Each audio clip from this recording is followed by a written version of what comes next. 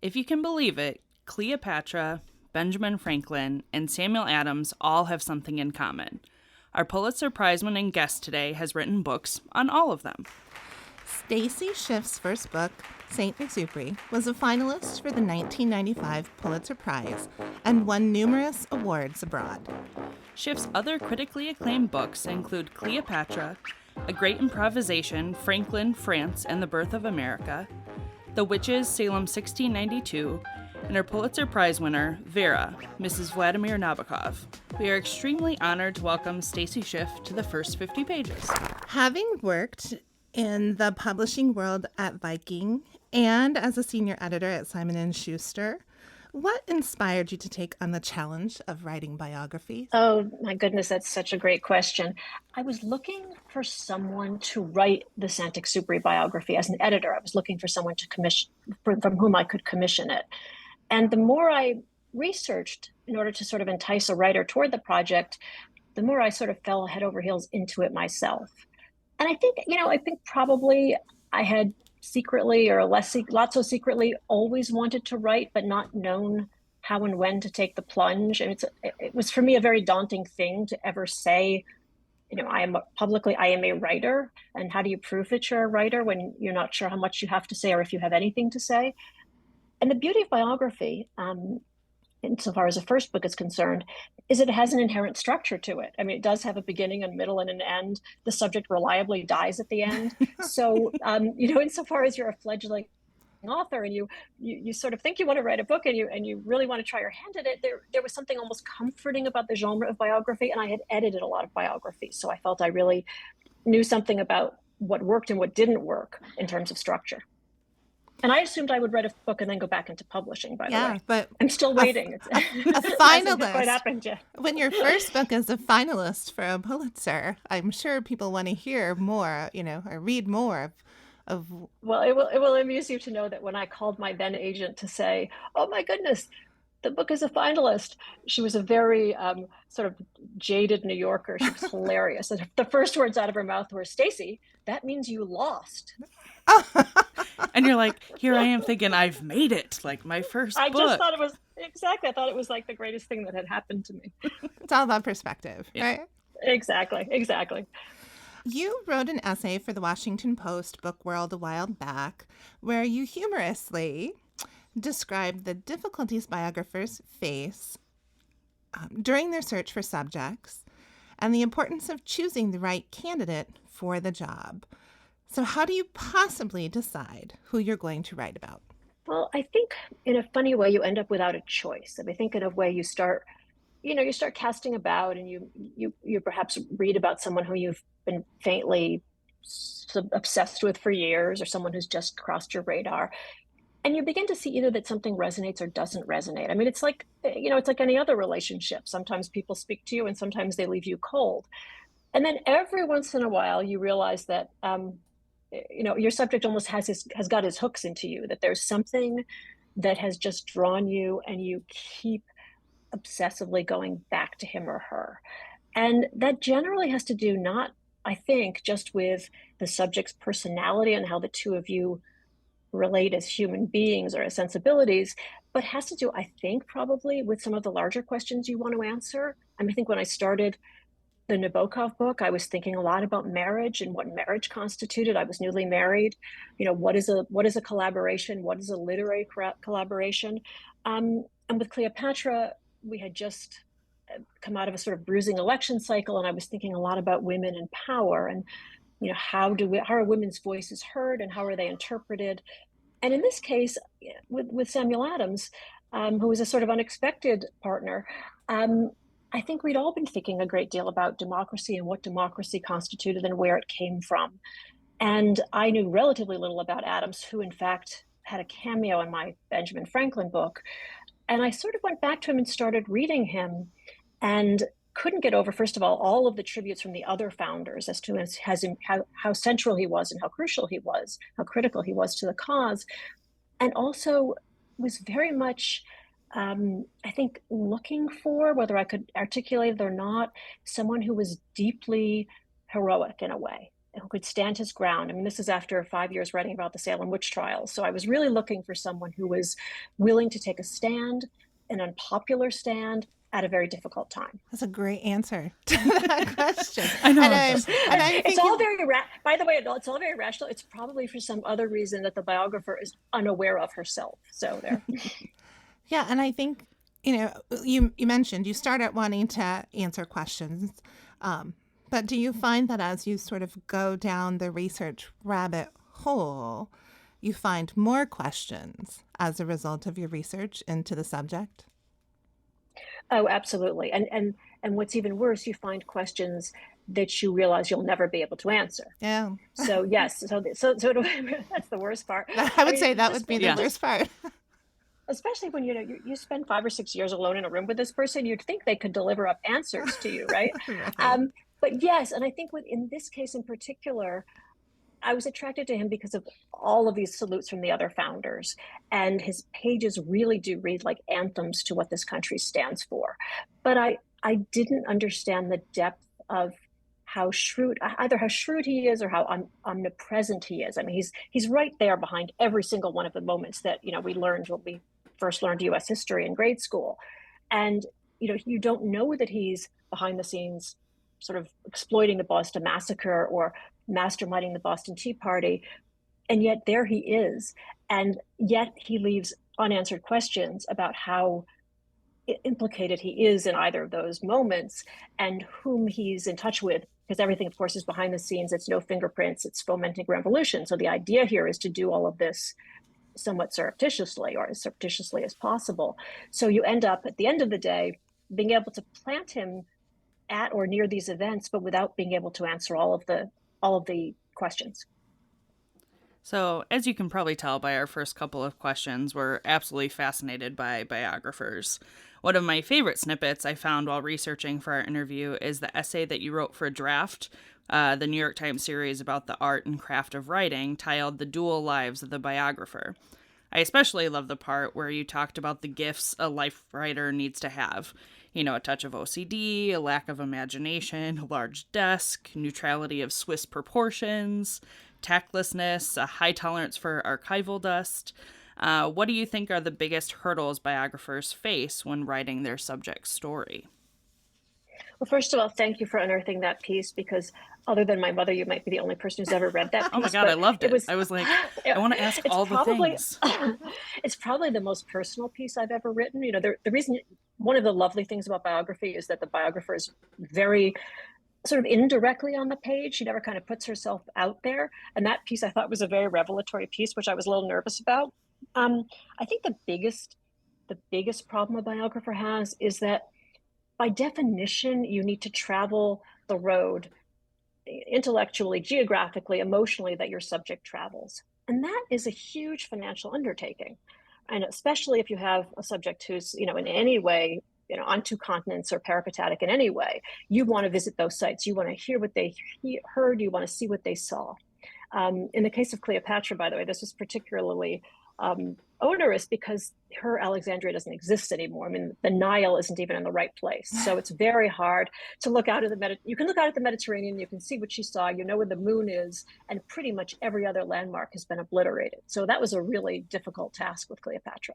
But that sense of getting the context and being able to somehow restore the context. And often it's, you're dealing in lost worlds. So often that's very difficult. It can be a pre-war context. It can be an ancient context. And then I think you have to, you end up just ingesting so much material. And somehow, I think this is to me the other largest hurdle, you have to rise above it, or you have to forget it, or you have to be very good about just leaving things on the cutting room floor. And that's hard. It's difficult always, but it's especially difficult when you've, traveled halfway around the world to get a detail or an anecdote. And then you find yourself thinking, but you know what, I don't really need this. So, there's this sort of crushing moment when you realize that maybe you've either over-researched or you've kind of over-egged the narrative. I could go on because, believe me, talking about what the obstacles are to the biographer is all I spend my life thinking about. There's another tiny little snippet. I can just whine, I also love the part where you're like, it's no great secret that the best subject is the ill-behaved subject. I was like, I hadn't really thought about it like that, but I was like, oh yeah, like you want to have like some conflict or something that you really need to explore about that person's life. There's a wonderful old dramatic adage that I think of very often, which is keep your hero in trouble. Oh, And it's exactly right. I mean, the more turbulent the situation, the more dire your subject circumstances, the better. I mean, nobody wants to read a biography of a happy marriage, right? Even though yeah. I did try to write one. And as you alluded to earlier, Samuel Adams was behind a lot of the trouble for the British crown in what became the American Revolution. So let's, you kind of talked a little bit about Samuel Adams. When did you decide to write this book? I keep meaning to go back to look at the contract. I think it was 6 years. It's 5 or 6 years ago. And I had been thinking about another subject, a woman, in fact, where I would, on the biography story of the library, I would walk in and sort of go to the right to read her papers. And I kept finding myself kind of veering to the left and ending up at the end of the afternoon sitting on the floor in front of the Adams papers instead. So it was one of those things where you're rerouting yourself without really entirely admitting that you've done so. But the importance was just so crucial and suddenly revealed itself over time to be so much more crucial, just in terms of his involvement with every element of what we would today call civil resistance theory. And he seemed to have sort of intuited how to do this, so that he's organizing boycotts and pickets and a news service and extra legal institutions and a propaganda division, basically, all kind of from scratch, and all during the years when revolutionary ideas are indeed floating about, but nobody has yet really contemplated the idea of independence. And for me, often with historical figures, I find myself thinking that I know things about someone whose name I know. But then I usually find out that I really don't know that much about them. And I feel like that's kind of, as I'm reading your book, I realize I really don't know anything about Samuel. Like besides the talking points, rote memorization, maybe from early civics type of, history classes. And that was the same for me, by the way, too. And it's particularly embarrassing because I was born in Adams, Massachusetts. and So I the thought, fact well, that you I probably knew know all kinds nothing. of stuff about, because, we're from Iowa and we learn Iowa history. And I thought, well, yeah, I'm sure you learn a lot of revolutionary history being from Massachusetts. I don't know. But I'm glad you said that. This is the book that felt the closest to Cleopatra, in the sense that everyone recognizes his name. And granted, people now recognize his name in part because they think he's a beer. Yeah. But Fair. everybody recognizes the name Samuel Adams. Nobody knows where to go from there. Sometimes people say, oh, he was a firebrand, wasn't he? Oh, was he related to John? But it was the same as Cleopatra. We knew kind of one or two little things about him, but not really where he fell in that constellation of founders. And then to me, I think the crucial moment was I was reading, Paul Revere's accounts of riding to Lexington, and I realized that we all know about Paul Revere's ride, but none of us stops for a single second to think, where was he going? Yeah. And where he's going is to warn Samuel Adams and John Hancock that they're about to be arrested by the British.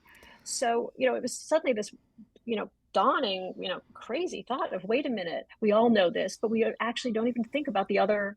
What was Paul Revere's destination?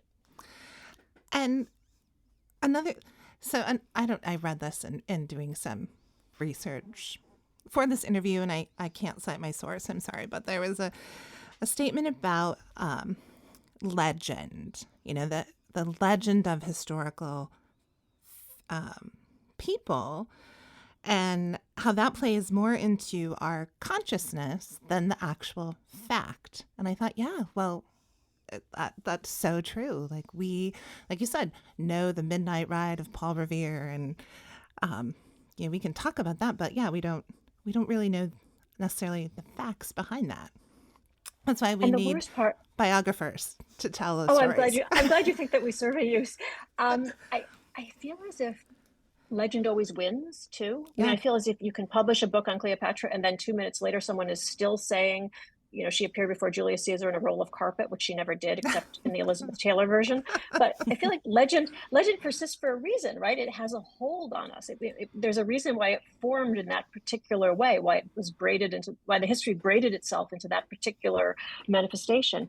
I mean, Adams is an interesting one because he, much to our dismay, he doesn't really leave a record. He purposely doesn't leave a record for all kinds of reasons, which we can talk about. But because of that, he finds other people writing the history. So he's in this very sort of poignant position of, as an older man, he lives into the 19th century, reading the history of the revolution, which is not at all the history he, of course, firsthand observed.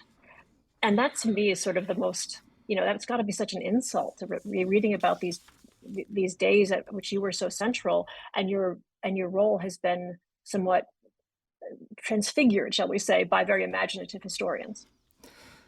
So you are known for being an exceptional researcher and loving the thrill that comes from reading archival materials in their most original form. And as librarians, we do love a good source. What kind of challenges did you run into in accessing primary source material when writing The Revolutionary? Because like you said, Samuel Adams destroyed a lot of his writings. So as librarians, you'll feel the way I did about John Adams's description of being at the Continental Congress with Samuel Adams and watching his cousin Samuel feed his papers to the fire. I mean, I couldn't even write that passage because it just broke my heart so much. But, Adams is very interested in making sure that no one is implicated in essentially overthrowing a government. So he's very careful to cover his tracks. And because of that, we end up with a very inadequate paper trail.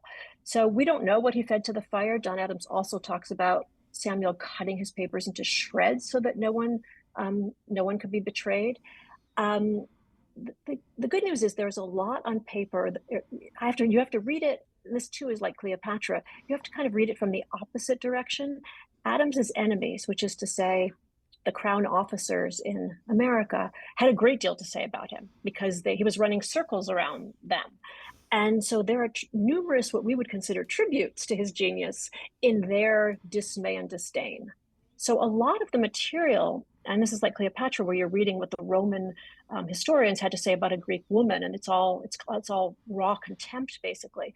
A lot of what we know of Adams comes from the very harried dispatches that the royal governor or the lieutenant governor are sending back to London about this, restless colony and these few desperados who seem to be intent on upsetting the apple cart. So that was a sort of lucky find, or at least that was a motherlode of material. Yeah. But a great deal is missing. It's exactly as you say. I mean, we don't have a solid record for him. His papers are in the New York Public Library, and they're terrific, but there's a lot that's missing, and the personal letters, for the most part, are missing. The horror. I know. I'm like in pain. I don't even know how to respond. I'm like, oh. I mean, seriously, there's, literally having to write that line of John Adams saying, I was watching Samuel feeding his papers to the fire. It just breaks the heart, right? How could anyone do that? It's terrible. And the worst part is that John does try to convince Samuel. John's younger and he's recruited by his cousin Samuel.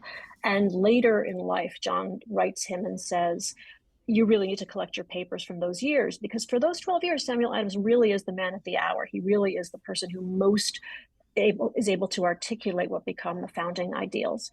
And John says, all kinds of countries are going to want to read what you wrote during those years. You have to collect this material. And Adams never does it. And, his reasons are several, I suspect, but because of that, we are cheated. We have to go back and sort of figure out in the newspapers which pieces were his and which were not, because it's all of it written under pseudonyms, which is a whole other guessing game that one plays. So besides the dramatic action and fast-paced storytelling of your book, I loved the humor and wit that you were able to infuse into how you told Adams's story. In the very first few lines, you say, Samuel Adams delivered what may count as the most remarkable second act in American life.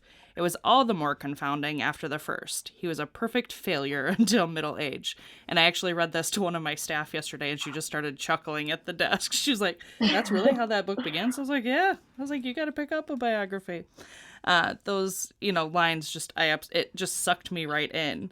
What impact do you hope your witty writing style adds to the reader's experience of this book? That's such a lovely question. First of all, I just want to go on the record as saying that my editor didn't like that first line, and we had a little butting of heads over it. So bless you for redeeming me on that one. I loved it. I just feel like it's my job to make you want to turn the page, right? I mean, if I make someone put down the book, I just failed.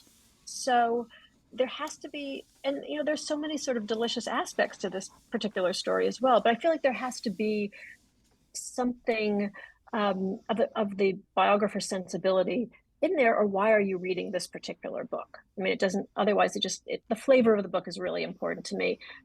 And, as it is when we read fiction, I think, right? You're reading for an authorial voice, and you want to be able to feel as if you can trust that authorial voice, but you also don't want to feel as if it bores you to tears. So I think there's a certain element of that.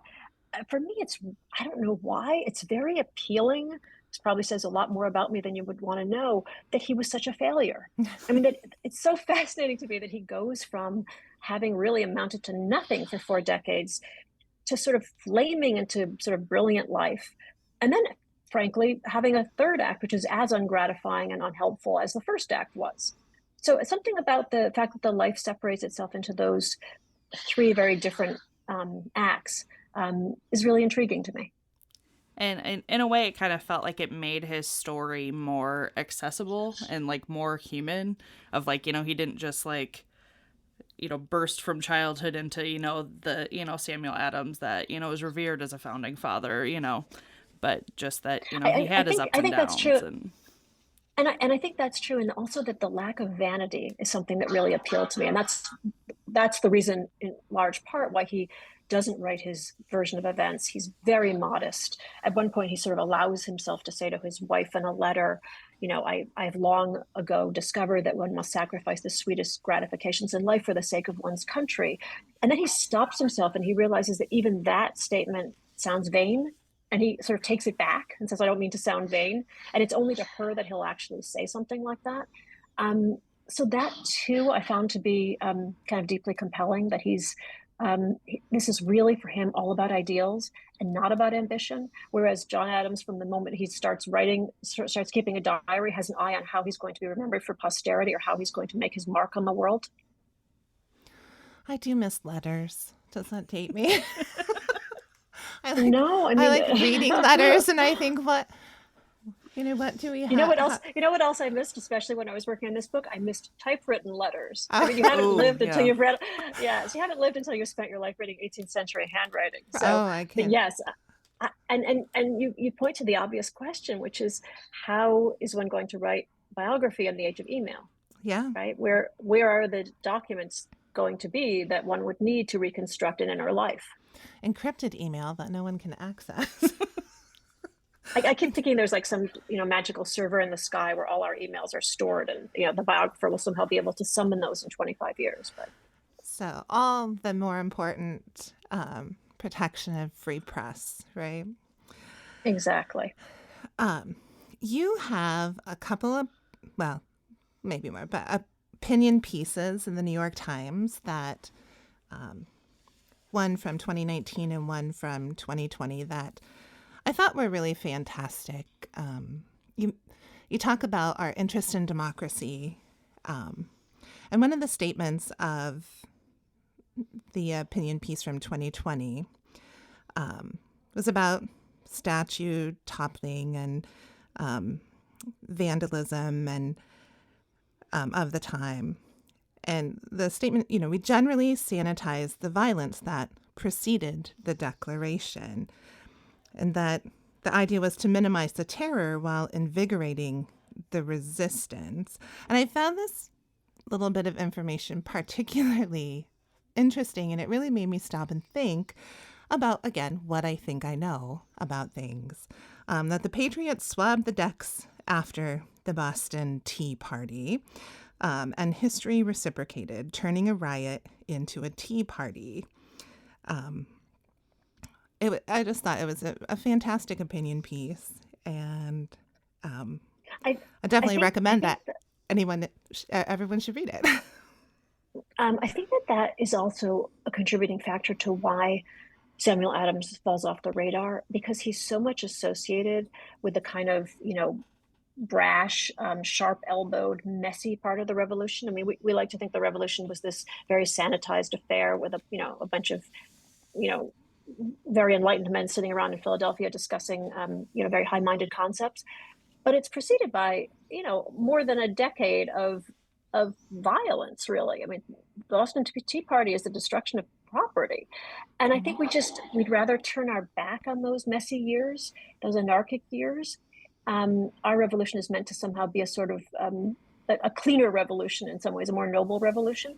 And Adams, of course, gets thrown out with the bathwater when you do that, because he's so much associated with that disorder. And in the 2019 piece that you wrote, What a Witch Hunt Really Looks Like, one of the questions that you had, which I think is, really applicable to today, to the dealing with misinformation and disinformation. The question was, how does truth win out in a world afire with falsehood? Or put differently, where does delusion go to die? I thought, and you again sort of detail some history of a 34-year-old merchant named Thomas Brattle, and that you said it's unclear who first spoke out against the actual single greatest witch hunt in American history, but he was one who did. And again, it just leaves you with something to think about, like, we all can play a part in these things. I hate that we're still even having to talk about that. I mean, I hated the fact that I wrote this book about witch hunts, and then suddenly we were all talking about witch hunts. Yeah. I mean, that I hadn't seen that coming, and you would have thought by now we'd be past that. But yes, it just seems to be, especially with the explosion of social media, it seems to be so much the issue of our times. How do you still stand for truth, and how do you make the truth heard when it seems to be drowned out from 1,000 different angles? But I'm so glad you mentioned Brattle, because Brattle's the first person, or among the first people, who speak out against the witch trials, because he can afford to. He's very rich, he's well placed, he's not a part of the religious community, but he does so anonymously, because even for someone as well established as he, most people who had spoken out were then accused of witchcraft, of course. So even for someone like him that was going out on a serious limb to be able to say, you know what, this looks like a miscarriage of justice. When people say they saw things with their eyes closed, that's not what they're seeing, that's what they're imagining. And, that just blows the top off of 9 months of Massachusetts history. But it seems like we're back to some extent in those same four thickets today. Yeah. So, as we've kind of addressed throughout the whole interview, books have been a part of your professional life for several years in your role as editor, essayist, writer. Are there any books that have, really stayed with you, or any that have inspired or informed your work? Oh my gosh, there are shelves of them. Some well known, some less well known. I think when I was writing this book, I went back to a lot of Joseph Ellis's books, which I just think are so crisply and brilliantly written, and such perfect distillations of American history. I was very influenced. I read a lot of Nabokov at a certain point in my life, so that book was largely just an excuse to go back to reading Nabokov. I think I was largely influenced by an odd little book that you may know by Harold Nicholson called Some People, which are these lately fictionalized portraits of British figures in the 20s and 30s, and they're just kind of brilliant, sort of diamond cut 30-page mini portraits, basically. So I've been sort of all over the map. There's not always a book that I turn to when I'm working. I tend to pretty much subsist on a steady diet of fiction, possibly just because it doesn't feel like work, and possibly because the prose is usually better. Do you And I find want to escape because I want to escape desperately. Oh, for sure. Sorry. Do you have a go-to genre or author when you do have that time for pleasure reading or not work reading? I just read the new Elizabeth Strout, which I adored, a William, Mm-hmm. and I'm about midway through the new Kate Atkinson. But Oh. but I think I'm pretty much just kind of all over the place. I love memoir. I'll read any memoir about anything. The more niche, the more bizarre, the better. And it's very hard for me to resist a beautifully written novel. Well, the revolutionary Samuel Adams will be available in stores and libraries on October 25th. Thank you so much, Stacy Schiff, for joining us today on the first 50 pages. It has been a joy to talk with you. Thank you both so much. Thank you. You guys, those were the best questions ever. Well, Oh, well, thank thank you. you. Talk about doing your homework. I mean, oh my God.